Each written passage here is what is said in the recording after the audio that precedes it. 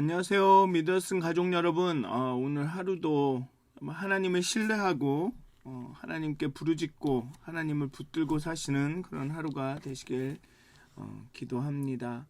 우리 사도신경 하심으로 10월 17일 화요일 새벽 예배를 시작하도록 하겠습니다. 전능하사 천지를 만드신 하나님 아버지를 내가 믿사오며 그 외아들 우리 주 예수 그리스도를 믿사오니 이는 성령으로 잉태하사 동정녀 마리아에게 나시고 본디오 빌라도에게 고난을 받으사 십자가에 못 박혀 죽으시고 장사한 지 사흘 만에 죽은 자 가운데서 다시 살아나시며 하늘에 오르사 전능하신 하나님 우편에 앉아 계시다가 저희로서 산 자와 죽은 자를 심판하러 오시리라. 성령을 믿사오며 거룩한 공회와 성도가 서로 교통하는 것과 죄를 사하여 주시는 것과 몸이 다시 사는 것과 영원히 사는 것을 믿사옵나이다. 아멘.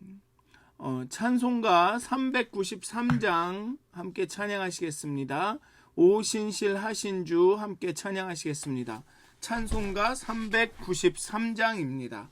오신실하신 주 함께 찬양하시겠습니다.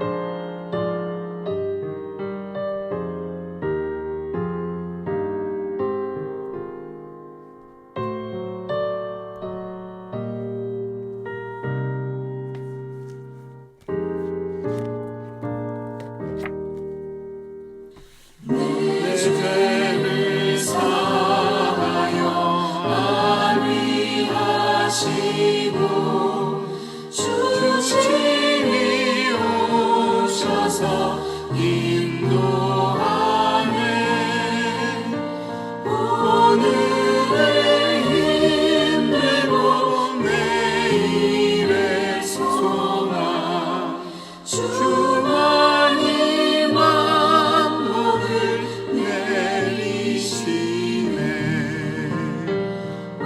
신실하신 주, 오 신실하신 주, 날마다 자비를 베푸시며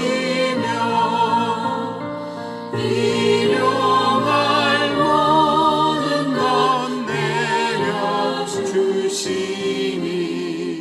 오 신실하신 주, 나의 구주. 아멘. 기도하시겠습니다. 하나님, 신실하신 주님, 하나님의 그 신실하심에 감사합니다. 때로는 우리가 하나님이 신실하시다라는 게 얼마나 큰 은혜인지 모릅니다.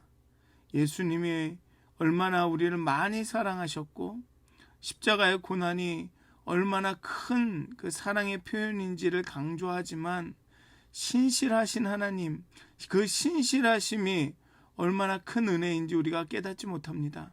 왜냐하면 아무리 사랑하셔도 신실하시지 않으시다면, 그 사랑이 지속되지 않으신다면, 어느 때라도 변하지 않으시고 그 언약을 지키시고 성실하고 신실하지 않으시다면 아무 소용이 없기 때문에 그렇습니다.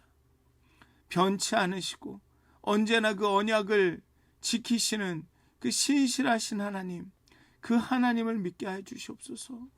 삶의 어려움과 환난과 고난과 고통과 죽을 것 같은 그 어둠 속에서도 그 신실하심, 하나님은 언약을 놓지 않으신다는, 우리를 버리지 않으신다 하시는 그 신실하심을 우리가 의지할 수 있도록, 하나님의 그 성실하심을 의지할 수 있도록 하나님 우리를 깨우쳐 주시옵소서.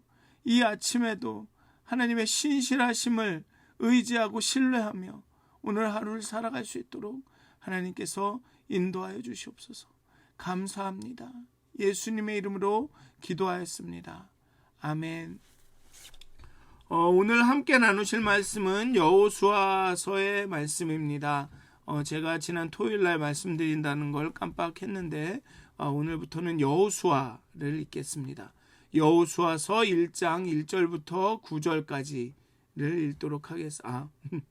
여호수아서를 읽고 오늘의 본문은 여호수아 1장 1절부터 9절까지의 말씀입니다. 여호수아서 1장 1절부터 9절까지의 말씀입니다. 여호와여, 종 모세가 죽은 후에 여호와의 종 모세가 죽은 후에 여호와께서 모세의 수종자 눈의 아들 여호수아에게 말씀하여 이르시되, 내 종 모세가 죽었으니 이제 너는 이 모든 백성과 더불어 일어나 이 요단을 건너 내가 그들 곧 이스라엘 자손에게 주는 그 땅으로 가라.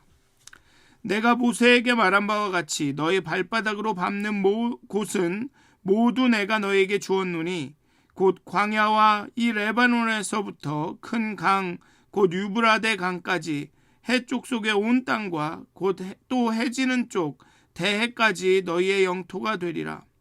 내 평생에 너를 능히 대적할 자가 없으리니 내가 모세와 함께 있던 것 같이 너와 함께 있을 것임이니라.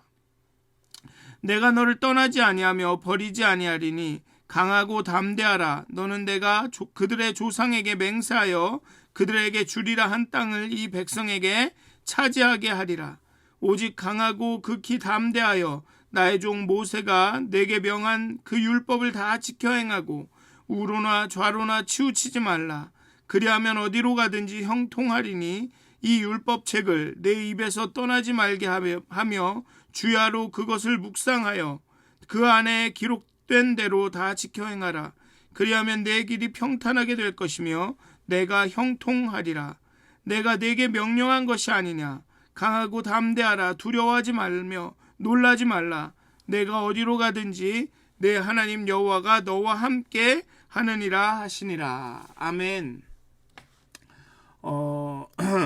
여호수아서는 모세의 죽음 이유를 시간적 배경으로 삼습니다. 여호수아의 종 모세가 죽은 후에라고 해서 바로 모세가 죽은 후의 장면을 그 배경으로 삼습니다. 이것은 앞에 나오는 신명기와 여호수아를 별개의 책이 아닌 연속적으로 읽게 하는 문학적 장치입니다. 그래서 어떤 성경학자들은, 구약학자들은 이 여호수아 이후, 사사기 이후에 나오는 뭐 사무엘상하, 열왕기하, 역대하 뭐 이런 것들이 다 이 신명기 정신에 의해서 쓰여진 역사서다라고 이야기를 합니다. 신명기에 나와 있는 그런 어떤 그 모세를 통해 주어진 말씀이 이제 실제로 구체화되는 그런 맥락에서 사용된, 신명기에 굉장히 영향을 많이 받은 역사서다. 그러니까 역사관이 신명기적 역사관을 가지고 쓰여진 것이다라고 이야기를 합니다. 그러니까 지금까지는 아니죠. 처음부터 쭉 읽은 게 아니니까. 이 앞에 나온 게 모세 오경이라고 합니다. 그래서 대개는 모세 오경, 창세기, 출애굽기, 레위기, 민수기, 신명기까지를 모세 오경이라고 딱 자르고, 그 다음에 여호수아는 다루 역사서 뭐 이러면서 이렇게 약간 이렇게 딱 단절된 것처럼 말하지만 신명기와 여호수아는 굉장히 밀접한 관계를 가지고 있습니다. 그게 바로 여호와의 종 모세가 죽은 후에라는 그 시간적 배경에도 나타나고 있습니다. 그래서 앞에 부분은 모세오경을 좀 그냥 간단하게 요약을 하면, 그 흐름을 이야기를 하면 그렇습니다. 창세기에는 하나님이 천지를 창조하시고, 그런데 인간이 하나님의 거역하여서 타락해서 하나님의 은혜에서 떨어져 나가고, 그리고서는 다시 하나님께서 그 하나님의 백성과 언약을 세우기 위해, 인류와 새로운 언약을 세우기 위해서 이렇게 아브라함을 택하시는 그런 일들이 나오고, 결국은 그럼에도 불구하고 요셉의 그 후손들이 애굽에 종으로 팔려가게 되고, 그 다음에 출애굽기를 통해서 이제 하나님께서 새로운 땅과 민족을 약속하신, 아브라함에게 약속하신 그 언약이 출애굽을 통해서 성취가 되고, 그 다음에 이 새롭게 된 새로운 하나님의 백성으로 선택된 이 출애굽한 이 이스라엘에게 가장 중요한 것은 레위기에 나오는 하나님을 예배하고 하나님의 법을 따르는 일이고,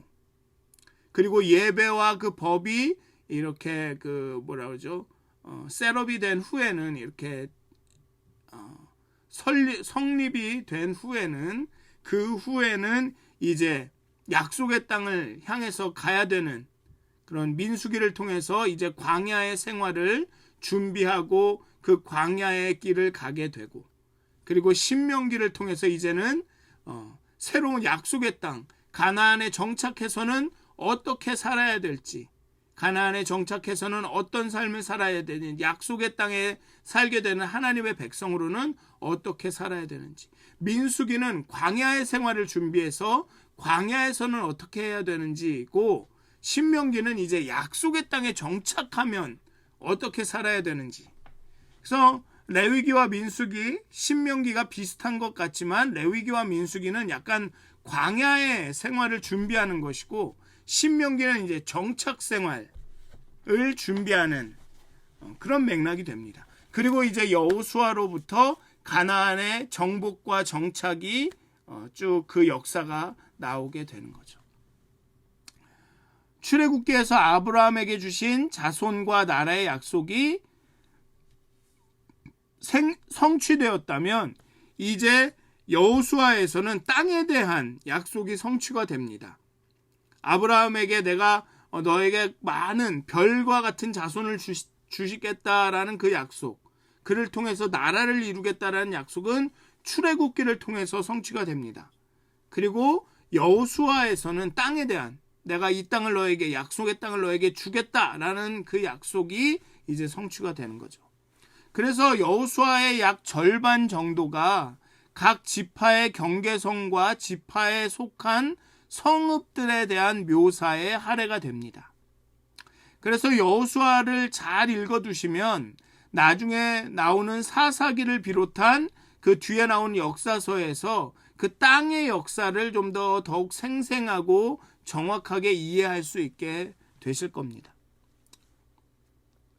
여호수아서는 그래서 앞에서 계속 말씀드린 대로 오경 이후에 약속의 땅에서 새로운 역사의 시작을 여는 첫 번째 책입니다. 이제 약속의 땅 가나안을 향하는 이스라엘에게 가장 큰 도전이 있습니다. 그것은 무엇이냐 하면 지난 40여 년간 그 이스라엘을 이끌던 지도자의 역할을 하던 하나님의 대변자의 역할을 하던 모세가 없다라는 것입니다. 그게 이스라엘에게는 가장 큰 도전이죠. 출애굽을 이끈 위대한 영도자가 없다는 것입니다. 자신들이 익숙한, 신뢰할 만한, 자신들과 함께한 지도자가 없다라는 거죠. 눈에 보이는 지도자가 없는 상황에서 이제 모세의 수종자였던 여호수아가 이스라엘을 이끌고 가나안 정복에 나서야 합니다. 근데 오늘 본문에 보면 그에게 주어진 것은 딱 두 가지 약속입니다. 가나안 땅을 주겠다. 내가 너의 조상에게 주리라 한 그 땅을 이제 이 이스라엘이 차지하게 하겠다. 6절에 보면 그렇죠. 강하고 담대하라. 두려워하지 말라.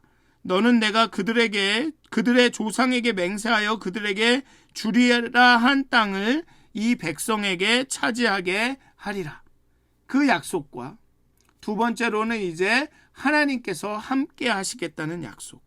1절부터 9절까지를 요약하자면 그겁니다. 하나님께서 여호수아에게 그 땅을 줄 것이다. 가나안 땅을 줄 것이다라와 하나님께서 모세와 함께 있던 것처럼 너와 함께 할 것이다라는 이 두 가지 약속을 주는 것. 그게 1절부터 9절까지의 간단한 요약입니다.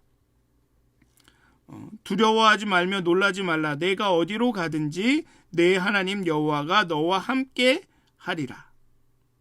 라는 것. 그것이 여호수아에게 준 약속입니다. 5절에도 이렇게 나오죠. 내 평생에 너를 능히 대적할 자가 없으리니 내가 모세와 함께 있던 것 같이 너와 함께 있을 것임이라. 내가 너를 떠나지 아니하며 버리지 아니하리라. 이게 여호수아가 받은 약속입니다. 그 두 가지 약속밖에 없습니다. 땅을 주겠다. 내가 너희와 함께 하겠다. 사실 그것이면 충분했습니다. 출애굽도 하나님이 하신 것이니 이제 가나안 정복도 하나님이 하실 것입니다.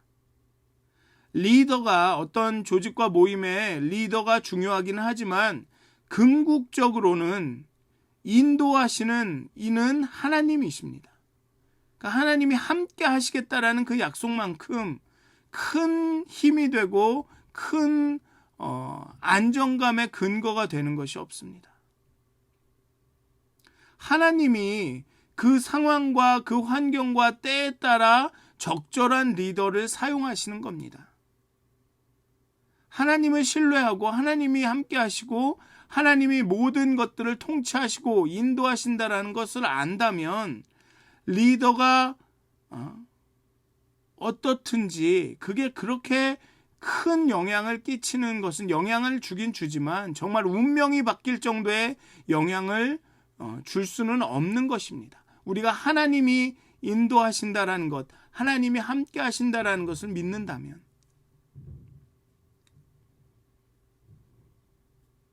물론 정말로 심각하게 도덕적으로 윤리적으로 아니면 정서적으로나 정신적으로 어려움이 있는 분들을 리더로 세우자, 이건 문제가 있겠지만 그냥 내가 내 마음에 안 들고 내가 익숙한 방향의 모세가 아니고 나와 40년을 함께한 모세가 아니고 젊은 여호수아니까 안 된다. 이것은 하나님에 대한 믿음이 없는 거죠. 하나님은 그 상황과 환경에 따라 적절한 리더를 사용하시는 겁니다. 모든 상황에 최적인 리더가 있는 것이 아닙니다. 모세가 모든 상황의 최적의 지도자는 아니라는 말입니다.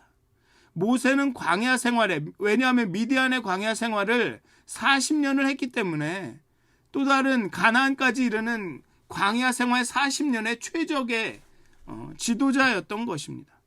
그런데 정착하고 정복하는 일에는 모세가 어떤 리더십을 발휘할지 아무도 모르는 거죠. 모세의 리더십은 출애굽과 광야에서는 최적이었기 때문에 하나님이 모세를 사용하신 것입니다. 그러나 가나안에 들어가 가나안의 원주민들을 쫓아내고 정착하는 일에는 여호수아가 최적이었기 때문에 하나님이 여호수아를 통해 일하시는 것입니다. 그래서 하나님은 모세가 죽은 후에 여호수아를 차기 지도자로 세우는 것입니다. 그리고 여호수아가 이렇게 지도자의 자리에 오르는 게 아주 아무 데서나 갑자기 나타난 게 아닙니다. 이미 앞부분의 신명기 이 앞부분에도 출애굽기나 이런 부분에도 여전히 여호수아가 모세 다음에 2인자로서 모세를 이렇게 수종하는 사람으로서 어시스턴트로 계속 나옵니다. 그리고 신명기에서 이미 모세가 여호수아를 자신의 그 후계자로 지명을 합니다.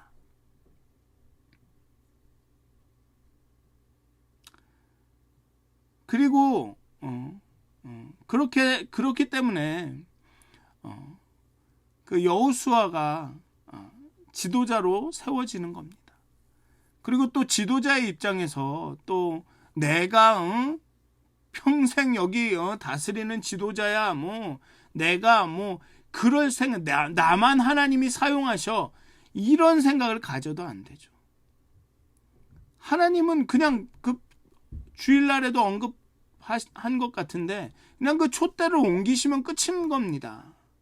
나 아니면 안 되라는 생각을 가지면 절대 안 되는 거죠. 하나님에게 있는 겁니다. 그거는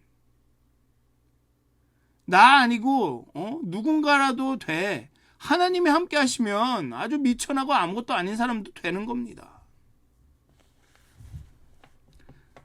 그리고 그렇게 두 가지 약속이 나오고 또 여호수아서에서 중요한 두 동사를 명령으로 주십니다. 사실은 이것은 40여 년 전에 이스라엘 백성이 순종해야만 했던 명령이죠. 그런데 두려워서 순종하지 못했던 그 명령입니다. 그 명령이 무엇이냐 하면 일어나 요단을 건너 가라. 일어나 가라라는 명령입니다. 일어나서 요단을 건너가라. 가라. 하나님을 대적할 자 없으니 여호수아를 대적할 자도 없을 것입니다. 모세에게 말한 바와 같이 너희 발바닥으로 밟는 곳은 모두 내가 너희에게 주었다. 는 하나님의 말씀을 믿는 것밖에는 할 것이 없죠. 그 말씀을 믿고 일어나서 가야 하는 겁니다. 일어나서 가야 하죠.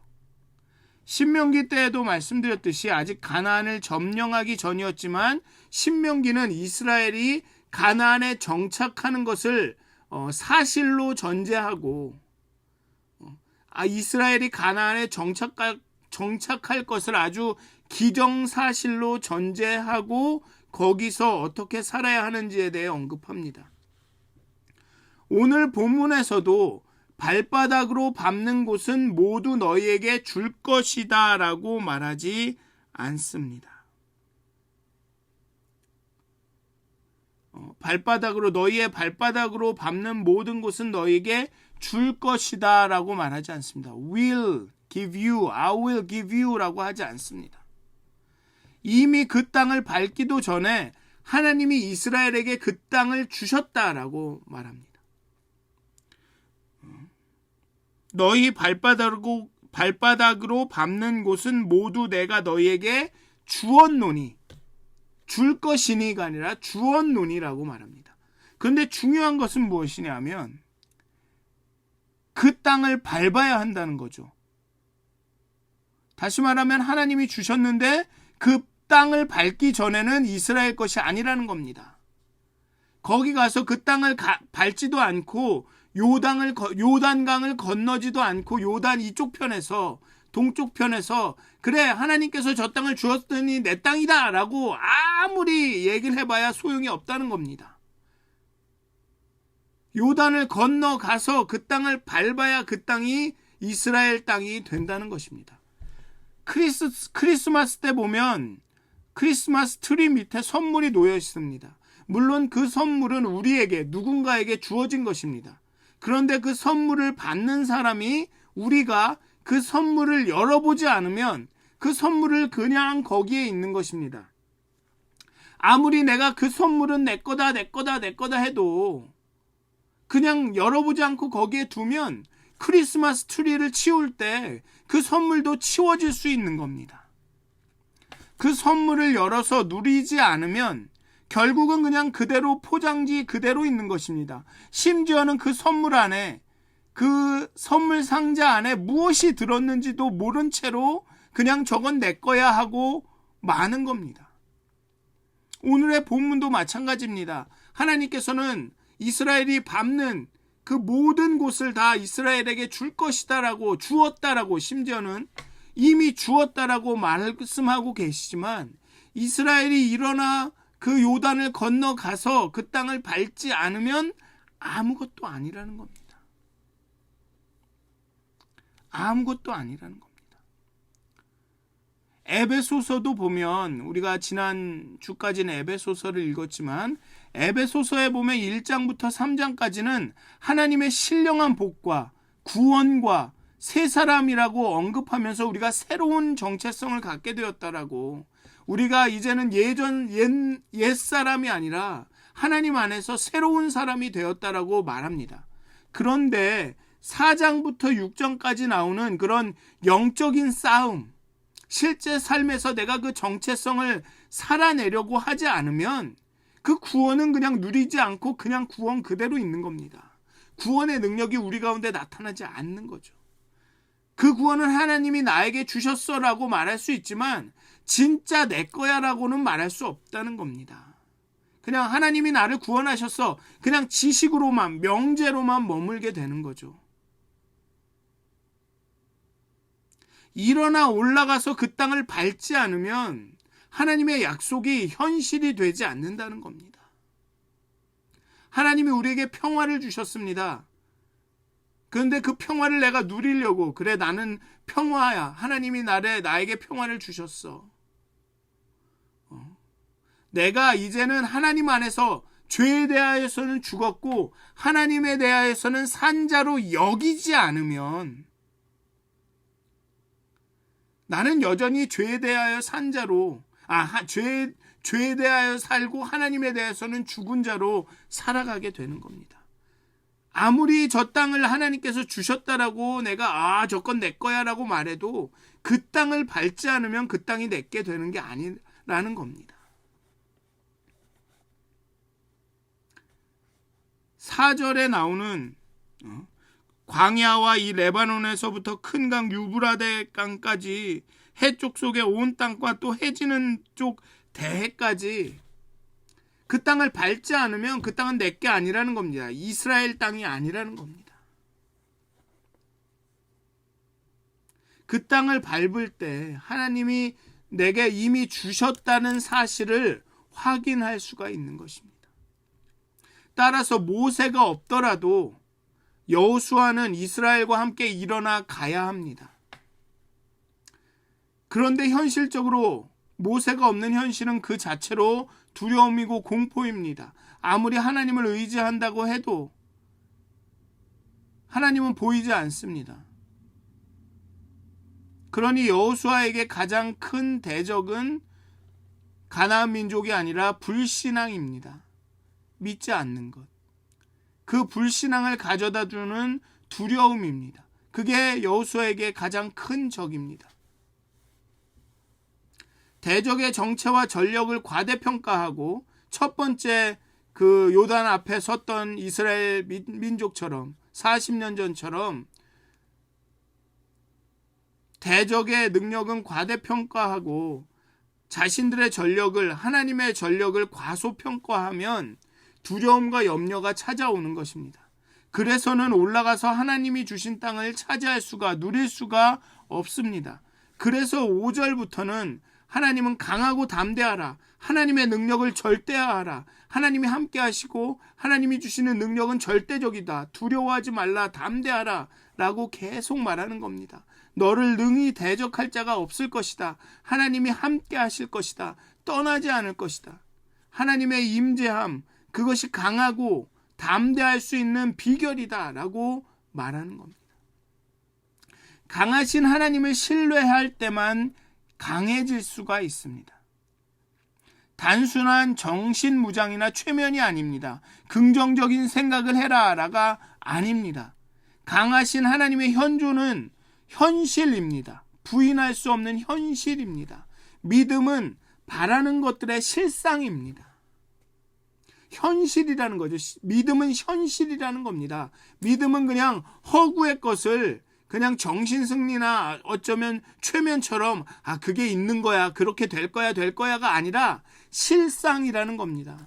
현실이라는 겁니다. 하나님은 우리와 함께 하십니다. 그것을 믿느냐 아니냐의 문제라는 겁니다. 하지만 하나님의 임재는 현실이라는 거죠. 내가 믿으면 존재하고 안 믿으면 존재하는 그런 게 아니라는 겁니다.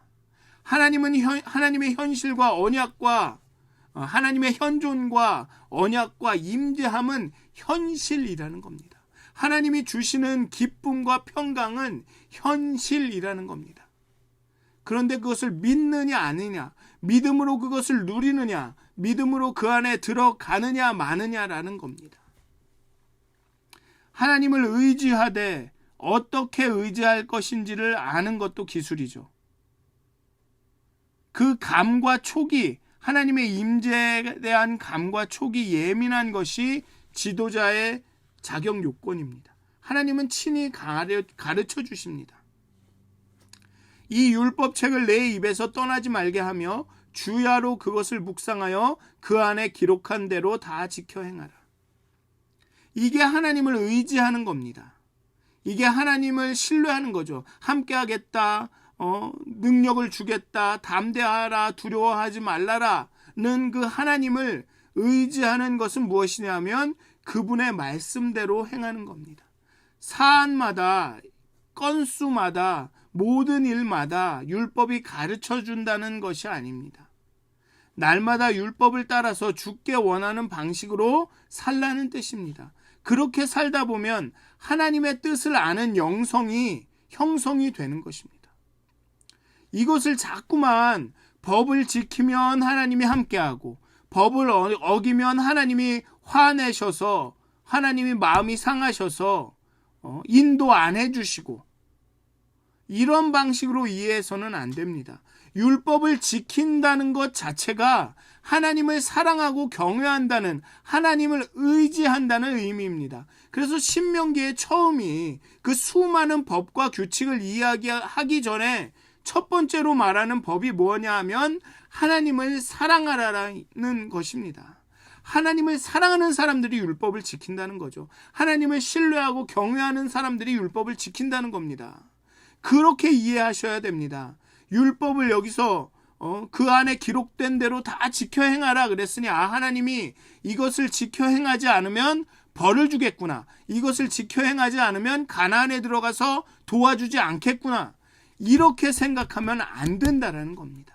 하나님을 신뢰하고 경외하는 사람들이 그의 말씀을 지켜 행하는 겁니다. 하나님을 사랑하는 사람들이 하나님을 알고 싶어서 율법책을 계속 읽는 것입니다. 내 입에서 떠나지 말게 하라는 얘기는 예전에는 그냥 눈으로 읽은 것이 아니라 강독을 했습니다. 소리를 내서 읽었다는 겁니다. 하나님을 경외하고 사랑하는 사람들이 이 율법책을 가까이 하늘고 이 율법대로 살아가려고 한다는 겁니다. 율법을 지킨다는 것은 하나님을 사랑하고 경외한다는 의미입니다. 즉 믿음이 행동으로 나타난다는 겁니다. 하나님을 사랑하는 것이 행동으로 나타난다는 거죠. 율법을 행하라는 것은 늘 하나님과 함께 하라는 얘기입니다. 하나님을 늘 경외하라는 얘기입니다. 나머지는 하나님께서 알아서 정리해 주시고 해결해 주신다라는 겁니다.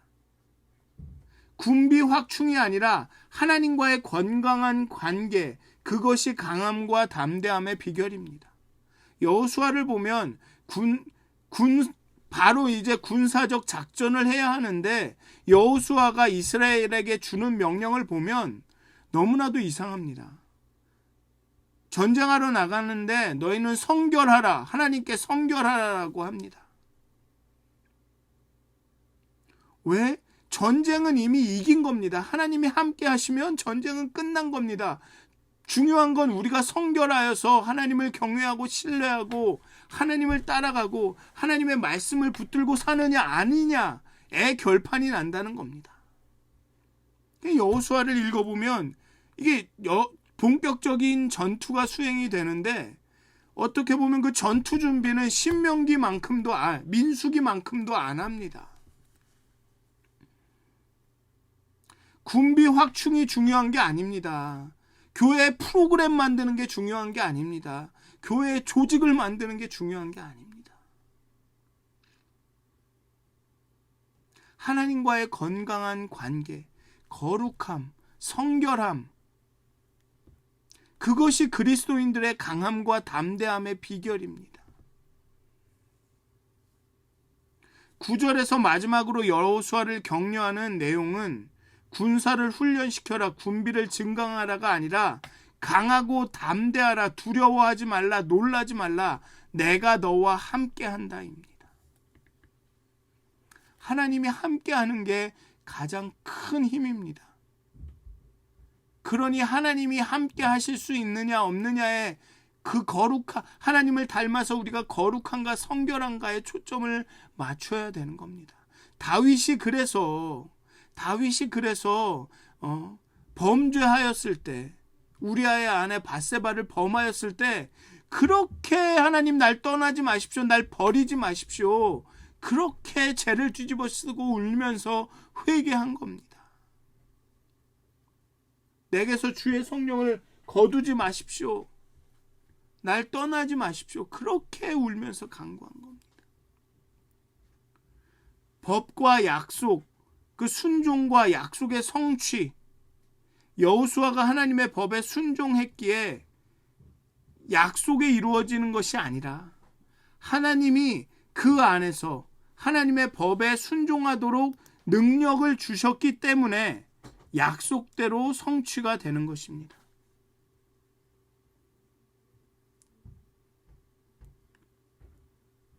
법과 약속이 있습니다. 그리고 그것에 대해서 순종하고 또 약속이 성취됩니다. 이 관계가 무엇이냐 하면 순종했기 때문에, 법을 지켰기 때문에 약속이 성취되는 게 아니라는 겁니다. 여호수아가 하나님의 법에 순종했기에 약속이 이루어지는 것이 아니라 하나님이 여호수아 안에서 하나님의 법에 순종하도록 능력을 주시기 때문에 약속대로 성취가 되는 겁니다.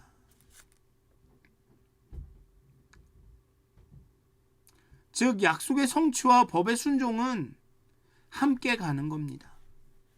하나님을 사랑하고 경외하고 의지하고 하나님을 신뢰하면 법대로 살아가는 겁니다. 하나님의 법대로.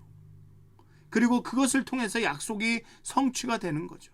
결국은 하나님과의 관계, 하나님을 닮은 그 거룩함, 성결함을 우리가 추구할 때 생산성이, 약속의 성취가 나타나는 겁니다.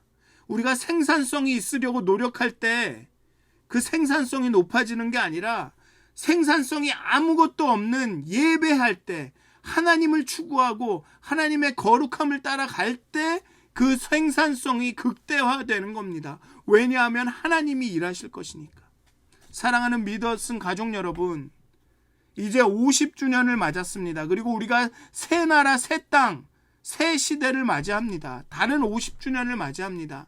이때 우리가 품어야 될 것은 앞으로 교회가 이런 프로그램을 하고 이렇게 커지고 이렇게 되고 저렇게, 그게 중요한 게 아니라 여호와께 돌아가는 게 중요한 겁니다. 그리스도의 거룩함, 그리스도를 닮은 성결함을 쫓아가는 게 중요한 겁니다. 우리가 그렇게 할 때 앞으로의 50년 하나님이 일하실 겁니다. 하나님이 사람들을 불러들이실 것이고 하나님이 일하실 겁니다. 사랑하는 믿었은 가족 여러분, 정말 이 50주년을 맞이하면서 그저 50년 동안 우리가 잘 됐어, 50년 옛날에 우리가 이렇게 그런 향수에 젖으실 것이 아니라 앞으로 50년을 보시면서 정말 내가 거룩하고 성결한 하나님의 백성으로 50년 이제 하나님이 일하시는 그 새로운 약속의 땅을 우리가 정복하면서 갈 것이다. 그 소망 가운데, 그리고 거룩함을 쫓아가겠다는 결단 가운데 이 50주년을 맞이하셨으면 그렇게 하나님께서 일하시는, 이제 하나님께서 주시는 새 시대를 이끌어 가시기를 주님의 이름으로 축원드립니다. 기도하시겠습니다. 하나님, 이제 우리 교회가 지난 50년간도 하나님의 은혜 가운데 굳건히 서 왔습니다. 이제 앞으로 50년을 바라보면서 이제 새 시대를 맞이하면서 그냥 이제 50년 되었으니 잘 되었다, 우리 이만큼 50년 동안 잘 지내왔다, 이 정도가 아니라 앞으로 50년 하나님께서 주시는 그 새로운 땅을 바라보면서 정말 그 땅을 우리가 밟을 수 있도록, 정말 하나님이 우리에게 주신 약속, 우리와 함께 하시겠다는 그 약속을 믿고 새로운 땅을 밟아 나갈 수 있도록, 소망 가운데 하나님께서 일하실 것들을 바라보면서 소망 가운데 최선을 다해 살아갈 수 있도록, 오직 하나님을 닮은 그 성결함과 거룩함을 추구하며 하나님의 관계를 온전히 해가며 그렇게 하나님의 일할 것들을 바라보며 나갈 수 있도록 하나님 우리 교회를 축복하여 주시옵소서. 우리 교회 가운데 정말 거룩함을 추구하는 그 애통함을 더하여 주시옵소서. 정말 하나님 앞에서 하나님을 붙들고 나갈 수 있도록, 함께 하시겠다라는 그 약속만 붙들고 나갈 수 있도록 하나님 우리에게 믿음을 더하여 주시옵소서. 감사합니다. 예수님의 이름으로 기도하였습니다. 아멘. 하늘에 계신 우리 아버지여, 이름이 거룩히 여김을 받으시오며 나라가 임하옵시며 뜻이 하늘에서 이루어진 것 같이 땅에서도 이루어지이다. 오늘 우리에게 일용할 양식을 주옵시고 우리가 우리에게 죄 지은 자를 사하여 준 것 같이 우리의 죄를 사하여 주옵시고 우리를 시험에 들게 하지 마옵시고 다만 악에서 구하옵소서. 나라와 권세와 영광이 아버지께 영원히 싸움나이다. 아멘. 오늘도 행복한 하루가 되시길, 정말 하나님을 신뢰하고 하나님의 함께 하심을 경험하는 하루가 되시길 기도합니다.